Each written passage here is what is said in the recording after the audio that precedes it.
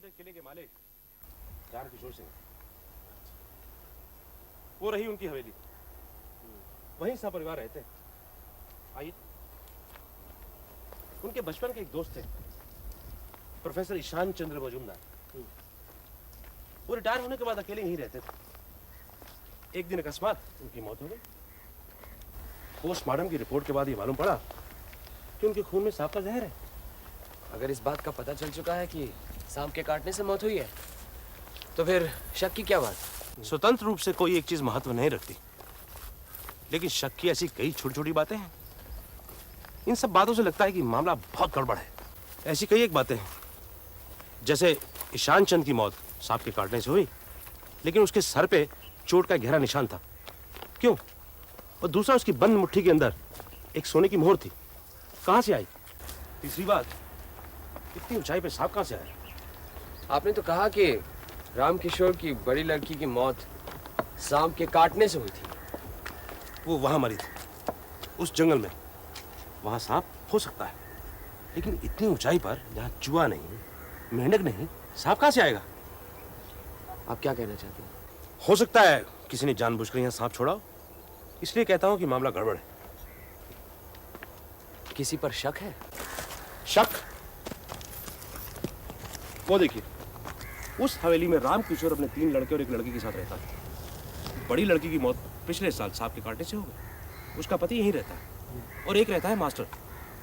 वो मास्टर छोटी लड़की को पढ़ाता है। छोटी लड़की को छोड़कर बाकी सब के सब अजीब से लगते हैं, सब पर शक होता है।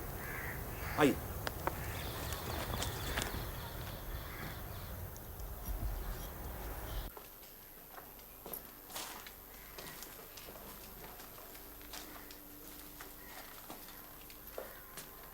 इस दीवार में सलाखें क्यों लगी हुई हैं?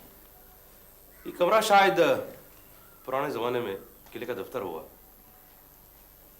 और इन सलाखों के ऊपर बक्सियां तख्ते रखकर वो लोग वही कायदे रखते होंगे। अच्छा, प्रोफेसर का कुछ सामान तो होगा, कपड़े वगैरह, वो सब कहाँ है? वो सब थाने में है। और उनकी मुट्ठी में जो मोहर मिली थी वो भी हमारे पास। काफी मजबूत है। चलिए नीचे रामकिशोर सिंह के परिवार से मिल लेते हैं। आइए।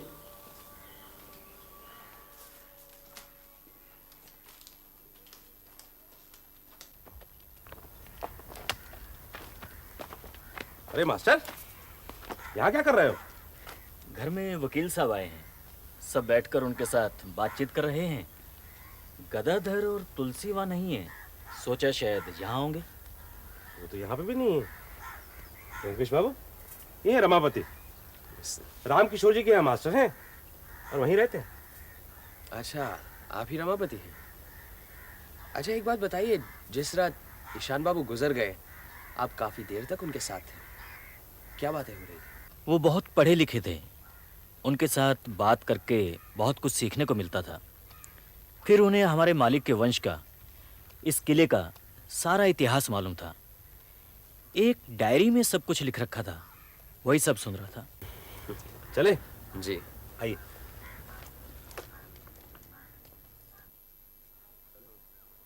ये कौन है? ये साधु बाबा बहुत सालों से यहाँ हैं। अच्छा, लेकिन इस जंगल में साधु क्या कर रहे हैं? यहाँ तो भिक्षा देने वाला भी कोई नहीं। इनका खाना पीना सब मालिक देते हैं। मान न मान, मैं तेरा मेहमान, ये मनीलाल कौन होता है? जब हमारी बहन ही मर गई, तब उसके पति के साथ हमारा क्या लेना देना है? उसे क्यों किला दे रहे हैं? मुझे क्या रास्ते से उठा कर लाए हैं? किला मुझे मिलना चाहिए। नहीं, किला मुझे मिलना चाहिए। मैं उसे बनवाकर वहीं रहूंगा, बाकी सब तुम ले लेना। जितनी जल्द सब रजिस्ट्री तैयार हो जाए उतना ही अच्छा। ठीक है रामकिशोर बाबू, मैं आज ही तैयार कर देता हूँ।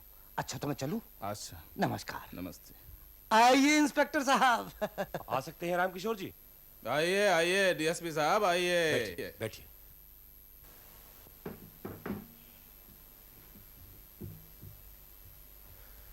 ये हमारे कलकत्ता के मित्र हैं। अच्छा, किला दिखाने लाया था, सोचा आपसे भी मुलाकात करवा दूं। हाँ, बड़ा अच्छा किया। सुना है प्रोफेसर ईशान चंद्र की मृत्यु सांप के डसने से हुई? ईशान मेरे बचपन का दोस्त था, वो मेरे घर आकर गुजर गया। इस बात का दुख मुझे हमेशा सताता रहेगा। उनकी मुट्ठी में एक सोने की मोहर मिली थी, वहां कहां से आई, कुछ बता सकते हैं आप? कुछ कह नहीं सकता। उसकी आर्थिक स्थिति भी तो इतनी मजबूत नहीं थी कि एक सोने की मोहर रखता। अगर वहां किले में पड़ी हो तो मिल भी सकती है। कह नहीं सकता। कहते हैं इस किले में हमारे पूर्वजों का बहुत सारा धन जमा है, बहुत सोना जमा है। मैंने तो बहुत ढूंढा, मुझे तो मिला नहीं। यहां तो कहीं बिजली नहीं है। प्रोफेसर जरूर लालटेन जलाते होंगे रात को। हाँ, मौत के हफ्ता 10 दिन पहले एक टॉर्च ले गए थे। वो टॉर्च पता नहीं कहाँ गई, मिली नहीं। कहां गई टॉर्च? बाबूजी, मुझे यकीन है कि मौत के बाद गड़बड़ी में कोई टॉर्च वहां से ले गया। किसी पर शक है? मुझे लगता है कि नहीं नहीं मणिलाल, ये तुम्हारी गलतफहमी है।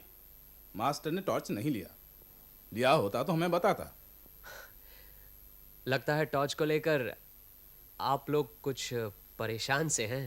हाँ, आपसे परिचय हुआ, बहुत आनंद मिला। इतनी बड़ी जगह पर आपने मकान बनाया है, यहाँ आकर जाने की तबीयत नहीं करती? अरे तो फिर रहिए कुछ दिन यहाँ, 2 दिन में ही भाग खड़े होंगे। हमें तो आदत पड़ गई है। आपका न्योता याद रहेगा, लेकिन अगर आया तो मैं उस किले में रहूंगा। और भी अच्छी जगह है। चलिए। नमस्ते। अच्छा, नमस्कार। अब बताइए क्या लग रहा है? कुछ गड़बड़ तो है। कुछ दिन जाकर उस किले में रहना होगा।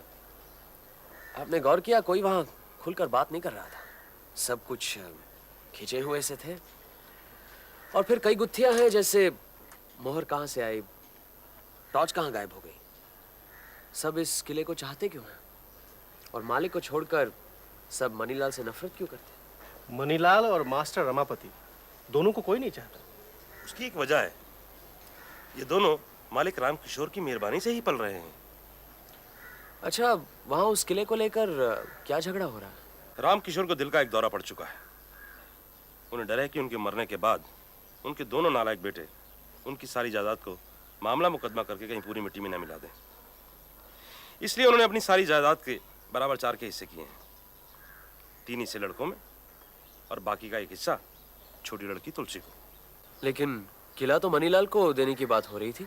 मनीलाल ने उनकी बड़ी लड़की के साथ शादी की थी और वह मर गई। इसलिए राम किशोर ने यह फैसला किया कि वक्त आने पर अपनी छोटी लड़की की शादी वे मनीलाल से कर देंगे। और मनीलाल का मतलब है तुलसी, और जो किला है वो पड़ेगा उसके हिस्से में। इस बात को लेकर दोनों भाइयों में झगड़ा हो रहा था। ये मनीलाल कैसा आदमी है? समझदार है, अपने दोनों बड़े सालों से 1000 गुना अच्छा।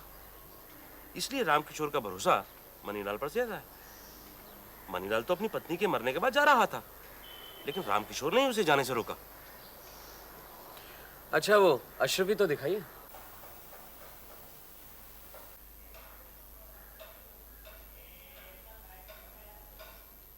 इस पर कुछ उर्दू में लिखा है, आप पढ़कर बता सकते हैं? जनाब, ये उर्दू नहीं, फारसी है। अशरफियों में फारसी में लिखने का रिवाज था। आप हुक्म करें तो मैं पढ़कर सुना सकता हूँ, मुझे फारसी आती है। जी जरा पढ़कर बताइए, पता तो लगे कब की मोहर है। तारीख नहीं है, ये अशरफी नवाब अली वर्दी खां के वक्त की है। काफी पुरानी है। और वो डायरी? शुक्रिया।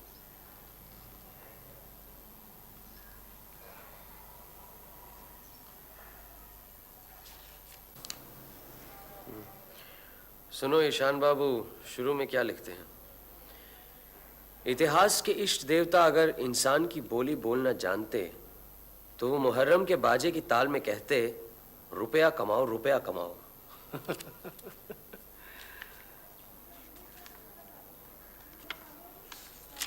ये सुनो, सिपाही विद्रोह के वक्त लुटेरे किले का गुप्त धन नहीं ले जा सके, ये राम विनोद सिंह का दृढ़ विश्वास है। ये राम विनोद कौन है? राम विनोद राम किशोर के बड़े भाई थे। सुना है 25-30 साल पहले गुजर गए।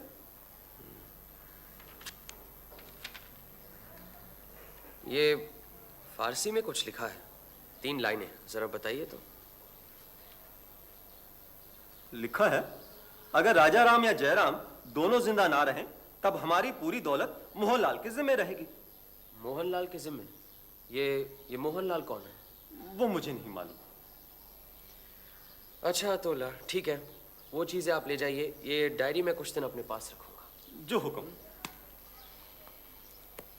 एक बात तो साफ है, अगर प्रोफेसर की हत्या की गई है तो उसका मकसद वही है जो सदियों से चला आ रहा है, धन, रुपया, पैसा। मगर फारसी में लिखने का क्या मतलब है जब सब लोग हिंदी समझते हैं? ये प्रोफेसर ने खुद नहीं लिखा है, मतलब उन्हीं की हाथ की लिखाई है, लेकिन रचना उनकी नहीं है। कहीं कुछ फारसी में लिखा हुआ था, उसकी नकल उन्होंने डायरी में कर दी है। भैया, ये कौन आ रहे हैं? पुलिस।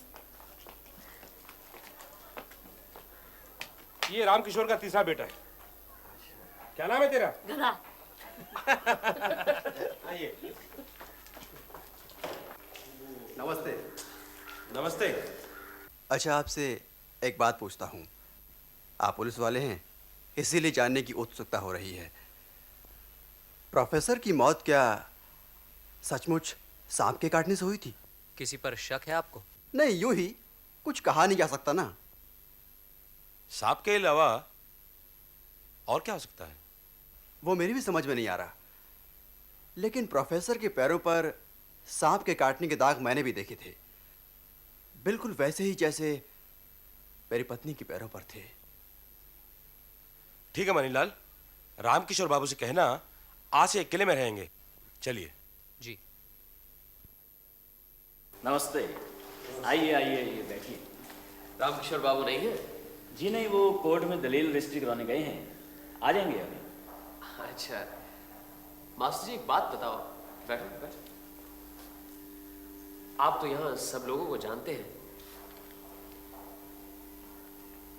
इनमें से ऐसा कौन है जो खून कर सकता है? सब। रामकिशोर बाबू भी?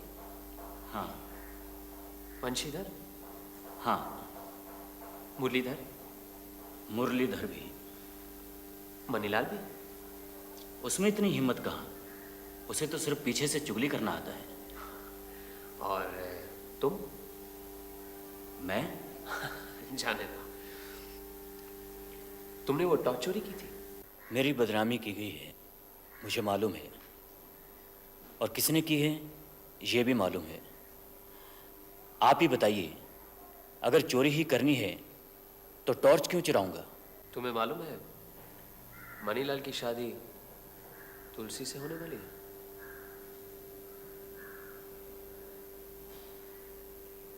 मालूम है,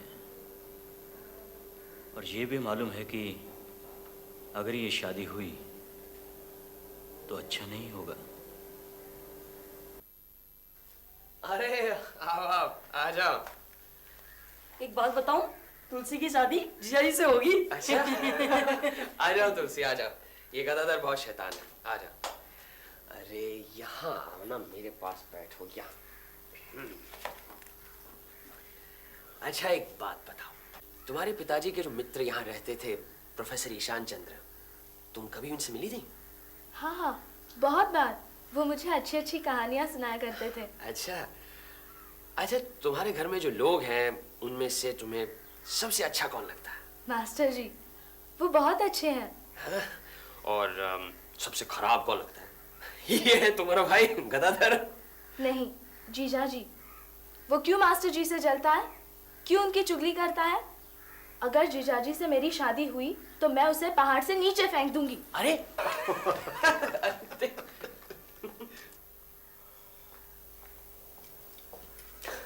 आइए आइए। अरे बैठिए बैठिए बैठिए। क्या हो रहा है? ये दूरबीन क्यों ले आए? जैसे टॉर्च लाया था वैसे ये रखिए, किसी काम में आएगी। और क्या समाचार है? समाचार तो ये है कि मुझे लगता है प्रोफेसर यहाँ आकर रहे क्योंकि उन्हें पता चल चुका था कि यहीं कहीं गुप्त धन छुपा हुआ है। उन्हें शायद तोशखाने के बारे में भी पता चल चुका था, लेकिन किसी ने उन्हें धन तक पहुंचने से पहले ही मार डाला। अब सवाल ये उठता है कि किसने मार डाला, और जवाब है कि राम किशोर से लेकर साधु बाबा तक कोई भी मार सकता था। मतलब हमें तोशखाना या गुप्त धन ढूंढ निकालना होगा। और मुझे ये लोहे की सलाखें बहुत सता रही हैं। आओ। मेरा ख्याल है कि इन सलाखों का सिर्फ यही काम नहीं है जिसकी वजह से यहाँ लगाई गई, कुछ और भी है। और क्या हो सकता है? इन्हें अच्छी तरह परखना होगा। आपका इंतजार कर रहे थे, आप ही के सामने करते हैं। कुल मिलाकर 21 सलाखें। अजीत, तुम जरा वहां से शुरू करना, कहीं कुछ आप यहाँ से देखिए, मैं वहां पे देखता हूँ।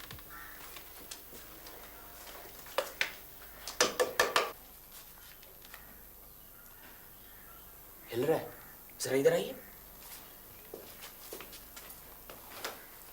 ये अकेले के बस का रोग नहीं है, मिलकर जोर लगाते हैं।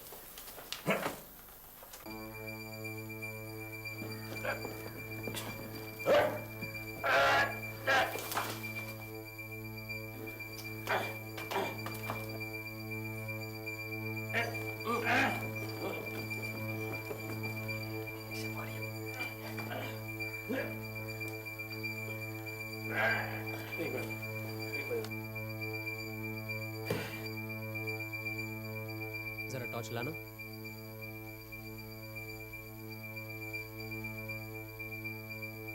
यहाँ कुछ फारसी में लिखा है, मुझे लगता है। 1 मिनट। क्या हुआ? मुझे लगता है प्रोफेसर ईशान चंद्र की डायरी लेने गया।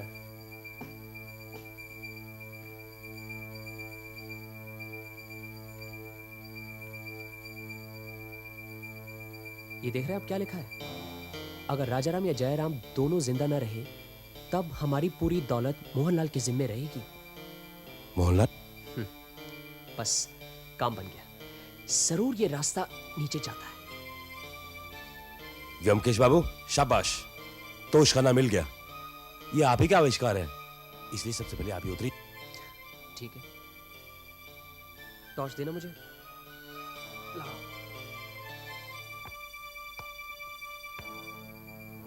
संभल के।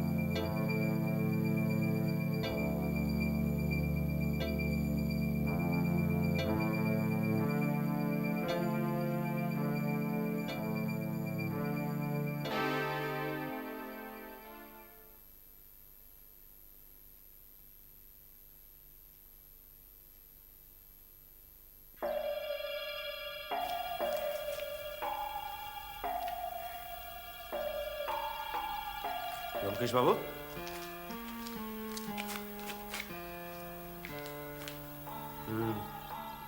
प्रोफेसर ने ये गुफा ढूंढ निकाली थी। ये टॉर्च उसी का प्रमाण है। मनीलाल कह रहा था ना वो टॉर्च नहीं मिली, ये वही है। इसे रखिए आप अपने पास।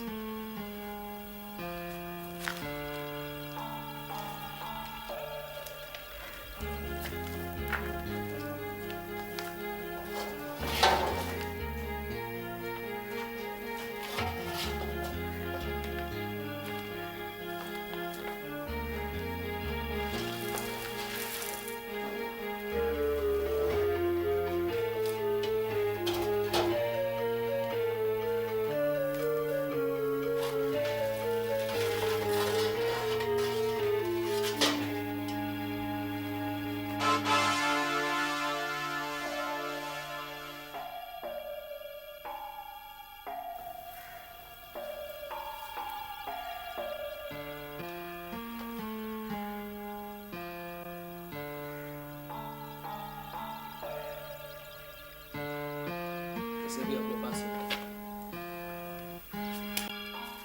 मेरी तो कुछ समझ में नहीं आया, सारा धन कहाँ गया? तो सबकी सब कुंडियां खाली क्यों हैं? हमने जो कुछ भी पता लगाया उससे निराश होने की कोई बात नहीं है। एक बात तो पक्की है, प्रोफेसर ईशान चंद्र का खून हुआ है। बाकी जो रहस्य है धीरे धीरे सब पता लग जाएगा। आपको जो चूरा मिला है उसका आप केमिकल एनालिसिस करवा लीजिए। शाम को साधु बाबा से मिलते हैं, फिर उनको भी जरा टटोल लें। ठीक है, मैं चलता हूँ। अच्छा।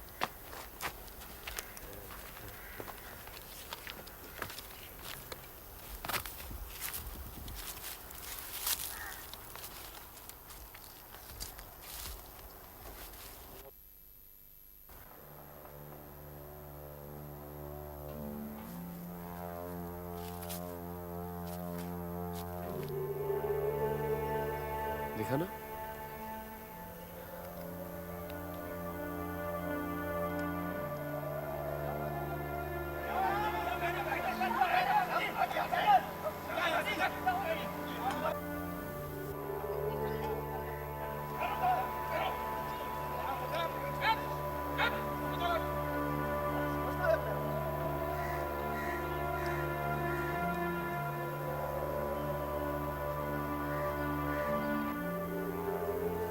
ये तुलसी के हाथ में क्या चीज थी?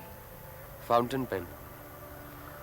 लेकिन किस बात पर झगड़ा हो रहा था कुछ समझ में नहीं आया।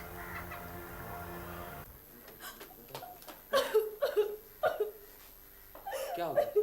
क्या हुआ? मास्टर जी को कल भगा दिया। भगा दिया? हाँ। अच्छा चुप रोते नहीं, क्या बात हो गई? जीजा जी के पास 2 फाउंटेन पेन है, एक उनकी अपनी और एक दीदी की शादी में मिली थी। मैंने सोचा एक मास्टर जी को दे दूं, उनके पास तो एक भी नहीं है। मैंने जीजा जी के कमरे से फाउंटेन पेन लिया और मास्टर जी को दे दिया, लेकिन उन्होंने वो नहीं लिया। कहने लगे जहाँ से लाई हो वही दे दो। घर के सब लोगों ने मास्टर जी को चोर कहा, मारा और भगा दिया। अच्छा चुप चुप हो जाओ, मैं तुम्हारे मास्टर जी को वापस बुलवा लूंगा। परेशान मत हो तुम, जरूरत पड़ी तो तुम्हारे पिताजी से भी मिल लूंगा। आओ मनीलाल। मालिक ने भेजा था तुलसी को ढूंढने के लिए, बहुत ही चंचल है। आपको परेशान तो नहीं किया? नहीं बिल्कुल नहीं, उसके मास्टर जी को भगा दिया यही कह रहे हैं। हाँ, वो मालिक ने मास्टर को बर्खास्त कर दिया है। जब घर में कोई था नहीं तो उसने मेरे ड्रायर खोलकर मेरा फाउंटेन पेन चुरा लिया। बहुत ही कीमती चीज है। इस कलम को? जी। बहुत अच्छा कलम है। चोरी तो ऐसे ही कलम की होनी चाहिए। घर में कितने फाउंटेन पेन हैं? जी सिर्फ मेरे ही पास है और किसी के पास नहीं है। ये अपने मालिक तो कलम दवात इस्तेमाल करते हैं।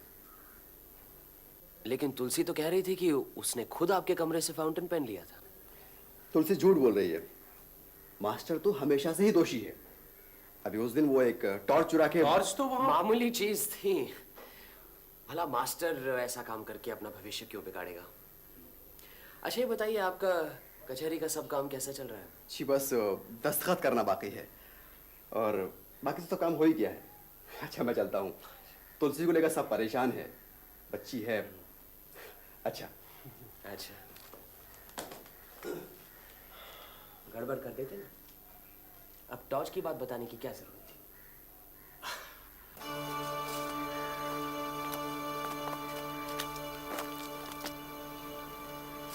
ये देखो, ये भी साधु बाबा के पास जा रहा था। हमें देखकर रास्ता बदल गया। अरे बंसीधर बाबू,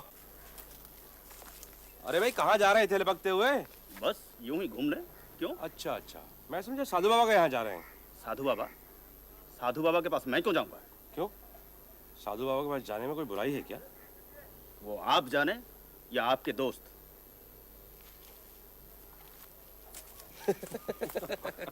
चलिए। बाबा ये गांजा कहाँ से मिलता है? सब ऊपर वाले की कृपा है बेटे। बाबा आप तो यहाँ बहुत दिनों से हैं, कुछ दिन पहले सांप के काटने से यहाँ एक आदमी मरा, आपको मालूम है? हमें क्या नहीं मालूम बेटे। उस रात किले में जाते हुए आपने किसी को देखा? देखा है। वो कौन था, आप बता सकते हैं? मैं बहुत कुछ बता सकता हूँ, मुझे बहुत कुछ मालूम है, लेकिन अभी नहीं। रात को 10 बजे बाद, जब यहाँ कोई नहीं होता, उस वक्त सब कुछ बताऊंगा व्योमकेश बाबू।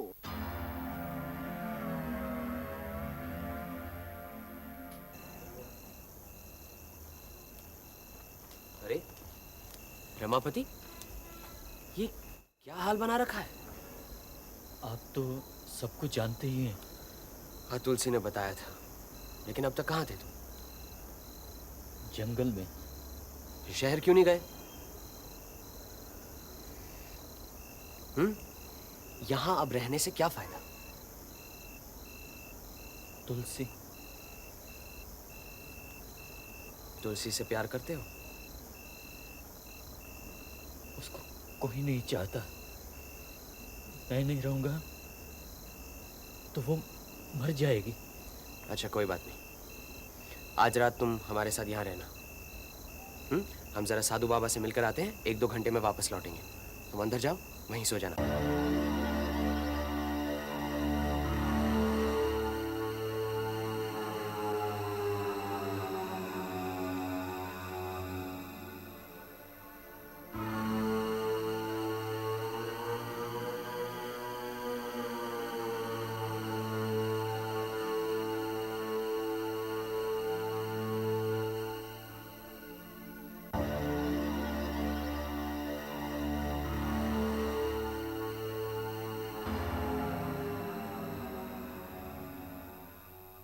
आइए आइए आइए, कहिए कैसे तकलीफ की?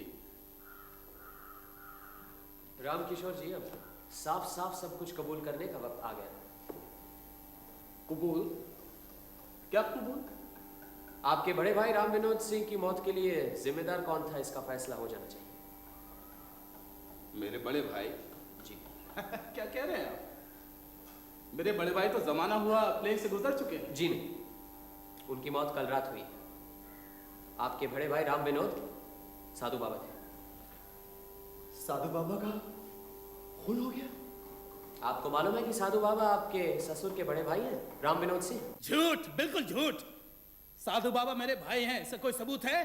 कोई गवाह? पिताजी, पुलिस ने सारे मकान को घेर लिया है। राम किशोर बाबू, आपकी तलाशी के परवान हैं? आपके घर की तलाशी ली जाएगी। ये रहा वारंट। लेकिन आपके इलाके में 2 खून हुए हैं और हमें यकीन है कि अपराधी और अपराधी के सबूत दोनों इसी मकान में मौजूद हैं, इसलिए आपके घर की तलाशी ली जाएगी। ठीक है, जो करना चाहते हैं कीजिए। तलाशी के लिए 2 गवाह की जरूरत है। व्योमकेश बाबू और अजीत बाबू, आप दोनों गवाह बन जाइए और ये ध्यान रखिएगा कि हम पुलिस वालों से कोई गैर कानूनी हरकत ना हो पाए।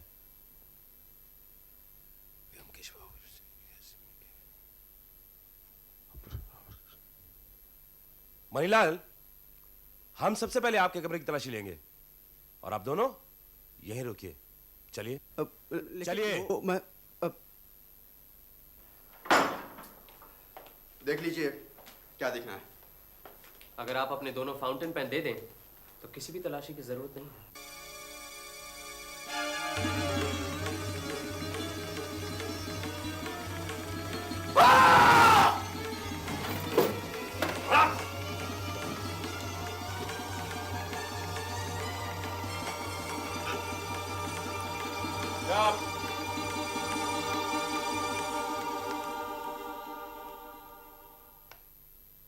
ये देखिए, नाग का जहर इन दोनों फाउंटेन पेन में है।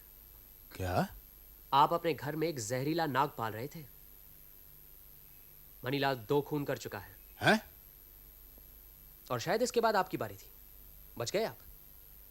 ये खून हुए क्योंकि आपके पूर्वजों ने करोड़ों रुपए का सोना इस किले में छुपा रखा था। और ये सोना कहाँ है मुझे मालूम है, लेकिन जो चीज मेरी नहीं है मैं उसे छूना भी नहीं चाहता। इसलिए आपकी संपत्ति आपको ही मुबारक हो। चलिए डीएसपी साहब।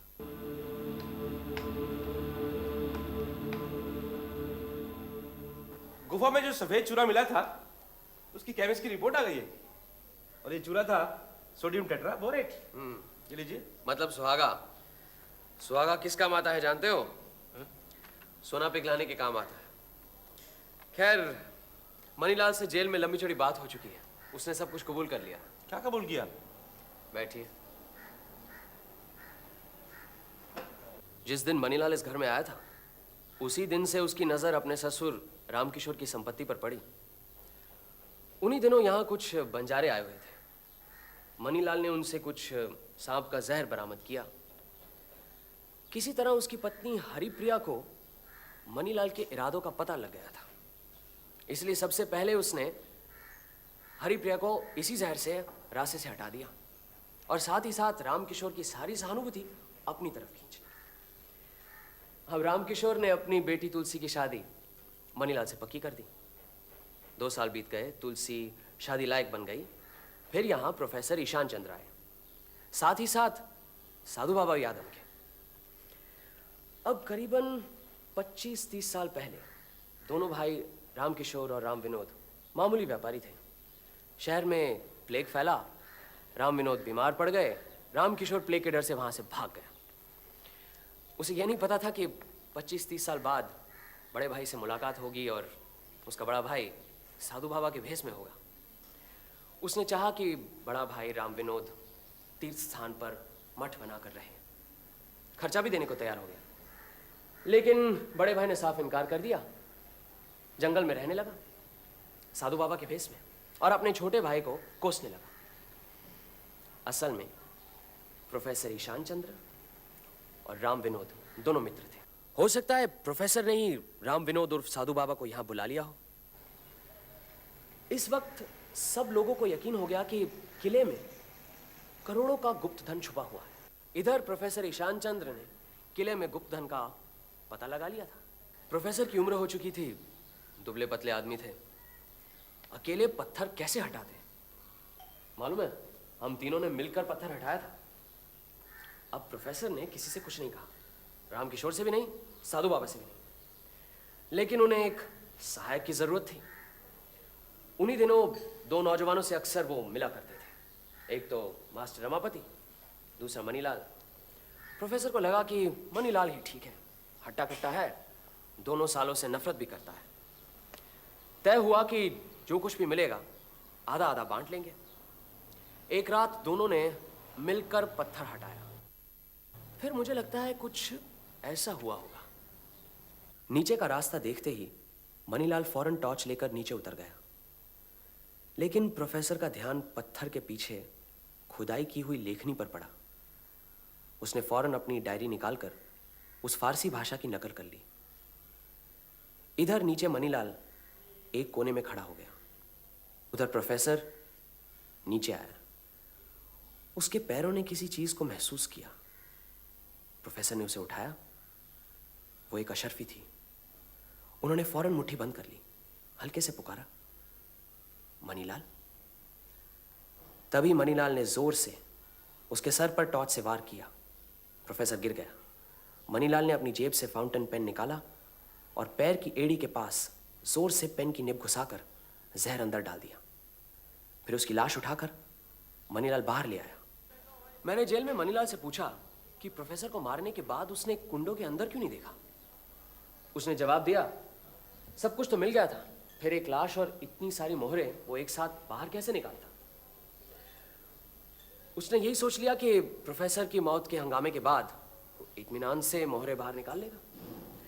लेकिन तब वहां हम पहुंच गए और फिर कुछ घटनाएं इतनी जल्द घटने लगी कि कब क्या करे उसकी कुछ समझ में नहीं आया। तुलसी ने उसका जहर वाला फाउंटेन पेन चुराकर रमापति को दे दिया। शाम को जब हम साधु बाबा से मिले तब मनीलाल भी वहीं था। उसे लगा कि साधु बाबा को सब कुछ मालूम है। उसने समझा कि रात 10 बजे के बाद ही साधु बाबा हमें सब कुछ बता देगा। घबरा गया। फैसला कर लिया कि 10 बजे के पहले ही साधु बाबा का सफाया कर देगा, और वही उसने किया। लेकिन गुप्त धन के रहस्य की बात का अब तक कोई खुलासा नहीं हुआ। माफ कीजिएगा, अनजाने में बड़ी गलती कर बैठा हूँ। और मास्टर, तुम पर तो मैंने बहुत अत्याचार किया। अब तुम मेरे साथ घर वापस चलो। चलो आइए, पहले बैठिए तो सही। लीजिए, अपनी अमानत संभालिए।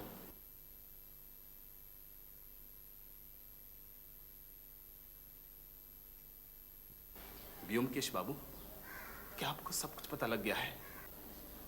लेकिन दो शर्तें हैं। हाँ हाँ, कहिए ना।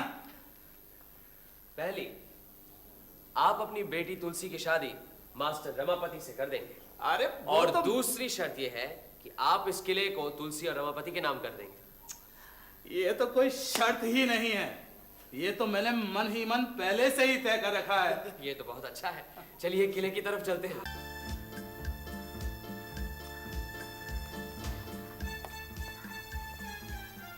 आप जो बरसों से ढूंढ कर ना निकाल पाए, प्रोफेसर ईशान चंद्र ने एक ही महीने में सब ढूंढ निकाल लिया था। उसकी वजह भी थी, प्रोफेसर पुरातत्व शास्त्र से परिचित थे। कहाँ ढूंढना चाहिए ये उन्हें मालूम था। औरंगजेब के मरने के बाद मुगल सल्तनत टूटने लगी थी, सारे देश में अशांति फैली हुई थी। राजा जानकी राम बिहार में शासन करते थे उस वक्त। अपनी धन संपत्ति रखने के लिए उन्होंने ये किला बनवाया था। उनकी चौथी और पांचवी पीढ़ी में राजाराम और जयराम थे। राजाराम ने अपनी सारी धन संपत्ति सोने के रूप में रखी हुई थी। फिर सिपाही विद्रोह हुआ, चारों तरफ लूट मार शुरू हो गया। लूट मार में दोनों मारे गए, लेकिन लुटेरों को तोशखाने का पता नहीं चला, इसीलिए वो कुंडे आज भी साबुत हैं। अब जयराम के दो बेटे थे, राम विनोद सिंह यानी के साधु बाबा, और आप रामकिशोर सिंह। रामकिशोर सिंह ने फिर से अपने पूर्वजों का ये किला अपने कब्जे ले लिया। वहां प्रोफेसर ईशान चंद्र को तोशखाने के बारे में पता चल गया। कहीं पड़ी हुई उन्हें एक अशर्फी मिली। उन्हें एक शिलालिपि भी मिली जिसमें लिखा था कि राजाराम और जयराम दोनों अगर जिंदा न रहे तो उनकी सारी धन संपत्ति मोहनलाल के जिम्मे रहेगी। अब सवाल यह उठता है कि मोहनलाल कौन है? पहले तो मेरी भी समझ में ये बात नहीं आई। फिर सोचते सोचते प्लासी की लड़ाई पर एक कविता याद आई। बार बार फिर तोप गरजा, गरजा गिरधर लाल। गिरधर लाल मतलब तोप। उस जमाने में बड़े बड़े शूरवीरों के नामों पर तोपों के नाम रखे जाते। फिर बिजली की तरह बात दिमाग में कौंध गई कि मोहनलाल कौन है, किसके जिम्मे इतनी सारी धन संपत्ति रखी गई है। यह रहा आपका मोहनलाल। तो क्या सारा सोना तोप के नीचे गड़ा हुआ है? नहीं, जमीन में नहीं। सारा सोना इस तोप की लंबी नली के अंदर डालकर इसका मुंह बंद कर दिया गया। अरे तो फिर देर किस बात की है? मुंह से मिट्टी हटाकर मोहरे निकालते हैं। मोहरे? कहाँ है मोहरे? आपके पूर्वज राजाराम ने एक ऐसी तरकीब निकाली जिससे कि अगर लुटेरों को इस सोने के बारे में पता भी चल जाता तो वो इसे यहाँ से नहीं निकाल पाते। क्या मतलब? मैं कुछ समझा नहीं। डीएसपी साहब, आपको याद है जब हम गुप्त धन की तलाश कर रहे थे, गुफा के नीचे उतरे थे, तब हमें क्या मिला था? चमड़े की धौकनी, चूल्हा और ढेर सारा सुहागा मिला था। राजाराम ने सारी मोहरे गलाकर इस तोप की नली के अंदर डाल दी। अब इसके अंदर है एक लंबा पुख्ता सोने का खंबा। फिलहाल मिट्टी हटाकर ये देख सकते हैं कि मेरा अनुमान ठीक है या नहीं। गौरीशंकर, जरा यहाँ आना।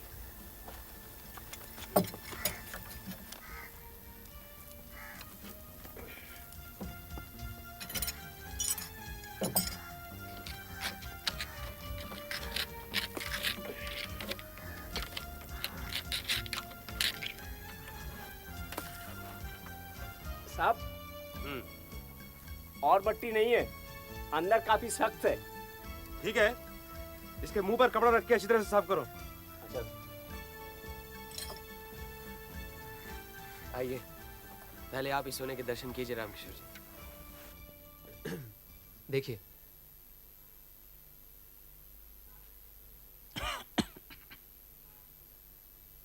क्या हुआ? सोना है या नहीं?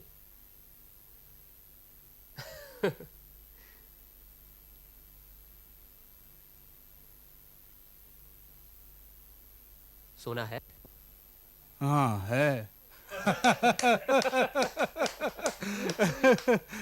चलो रमापति, अब तुम देखो, संपत्ति तुम्हारी है ना? चलो। आ जाओ आ जाओ।